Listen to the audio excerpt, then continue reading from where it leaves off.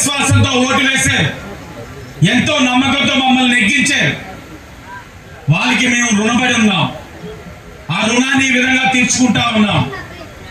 ఎక్కడైతే వారు ఆగడాలు ఎక్కువ అవుతా ఉన్నాయో అక్కడ మీటింగ్లు పెడతా ఉన్నాం, ప్రజల్ని చైతన్యపరుస్తా ఉన్నాం. పోలీస్ వ్యవస్థలో మీరు కూడా భాగస్వాములు కాండి. పోలీస్ వారికి తెలియజేయండి. పోలీస్ వారి నెంబర్లు అందరి దగ్గర ఉంటాయి, స్పందిస్తారు. స్పందించడంలో ఎక్కడైనా జాప్యం ఉంటే ఇక్కడ అనేక మంది నాయకులు ఉన్నారు. ఇప్పుడు ఈ నాయకులందరిపైన కూడా బాధ్యత ఉంది. ఎందుకంటే ఆదిరెడ్డి వాసు అన్నవాడు ఒక్కడే పోరాడితే నెగ్గల, ఇంతమంది పోరాటం వల్ల నెగ్గాడు. కాబట్టి వీళ్ళందరికీ కూడా బాధ్యత ఉంది. వారికి కూడా తెలియచేయండి. వాళ్ళలో కూడా జాప్యం ఉందంటే నేరుగా నాకే కొట్టండి. నా నెంబర్ అందరికీ తెలిసే ఉంటది. తెలియపోతే చెప్పండి, ఇక్కడే నా నెంబర్ కూడా చదువుతా. చెప్పాలా నెంబరు? 9 చెప్తా, నెంబర్ రాసుకోండి. ప్రతి ఫోన్ ఎత్తుతా. కానీ మీరు చేసి భోజనం అయ్యిందా ఇబ్బందులు పెడుతున్నారని చెప్పండి, ఉరికి ఉరికి కొట్టిస్తాను. నెంబర్ నోట్ చేసుకోండి. 9866317039. 10 నెంబర్లు వచ్చినాయా? లెక్క సరిపోయిందా? మీరు ఆ బాధ్యత తీసుకోండి. వాళ్ళ లెక్క తేల్చే బాధ్యత ఎన్డీఏ కూటమి మేము తీసుకుంటాం. మరలా చెప్తా ఉన్నాం, మాటల ప్రభుత్వం కాదు ఇది, చేతల ప్రభుత్వం. 6 నెలల్లో మీకు మార్పు చూపిస్తాం. ఎందుకంటే వచ్చేది పుష్కరాలు. 2027లోని పుష్కరాలు ఉన్నాయి. పుష్కరాలకి ఇక్కడ సుమారు 10 కోట్ల మంది ప్రజానికం ఇక్కడికి వస్తారు. వచ్చిన వారు గర్వంగా ఆనందంగా వెనక్కి వెళ్ళాలి.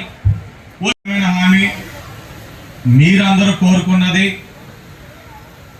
ఈ నగరం బ్లేడ్ బ్యాచ్, గంజాయి బ్యాచ్ రహిత నగరం కింద తీర్చిదిద్దామని, మీ పిల్లలందరూ కూడా బాగా ఉండే విధంగా చూడమని, ఉద్యోగాలు కల్పించమని అనేక సందర్భాల్లో ప్రతి ఇంటి దగ్గర నన్ను అడగడం జరిగింది. దానినే ఎన్డీఏ కూటమిగా ఎన్నికల మేనిఫెస్టోలో కూడా పెట్టడం జరిగింది. దాంట్లో మొదటి మెట్టుగా మీ భద్రత మా బాధ్యత అనే ఒక ఆలోచనతోటి ఈ కార్యక్రమానికి శ్రీకారం చుడతా ఉన్నాం. మీ భద్రత, దానికి అనేక అంశాలు ముడిపడి ఉన్నాయి.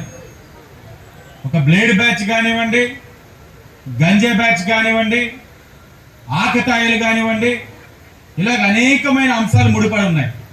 వాటి అన్నిటిపైన కూడా ఎన్డీఏ కూటమి స్పష్టమైన బాధ్యత తీసుకుంటామని మీకు అందరికీ కూడా అప్పుడు హామీ ఇస్తా ఉన్నాం. ఇప్పుడు ఆ హామీని బలపరుస్తున్నామని కూడా మీకు చెప్తా ఉన్నాం.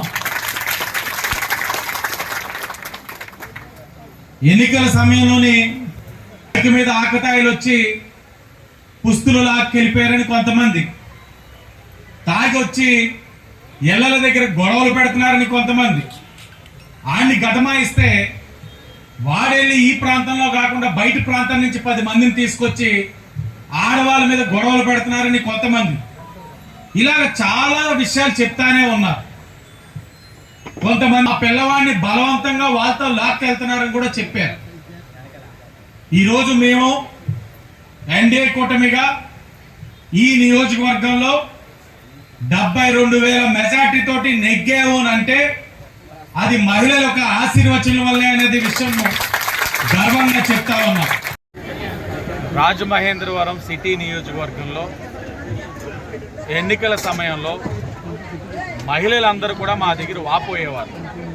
నగరంలోని బ్లేడ్ బ్యాచ్, గంజాయి బ్యాచ్ రహిత నగరం కింద తీర్చిదిద్దండి, మా మాన ప్రాణాలు కాపాడండి, మా పిల్లలు భవిష్యత్తు కోల్పోతా ఉన్నారు, వాళ్ళని రక్షించండి అని చెప్పడం జరిగింది. ఈరోజు ఆ మహిళలందరూ కూడా మంచి మెజార్టీతోటి ఇక్కడ ఎన్డీఏ కూటమి అభ్యర్థిగా మమ్మల్ని నెగ్గించడం జరిగింది. ఈ రోజున నెగ్గించిన బాధ్యతతో మీ భవిష్యత్, మీ భద్రత మా బాధ్యత, మీ భద్రత మా బాధ్యత అనే ఒక కార్యక్రమానికి శ్రీకారం చుట్టడం జరిగింది.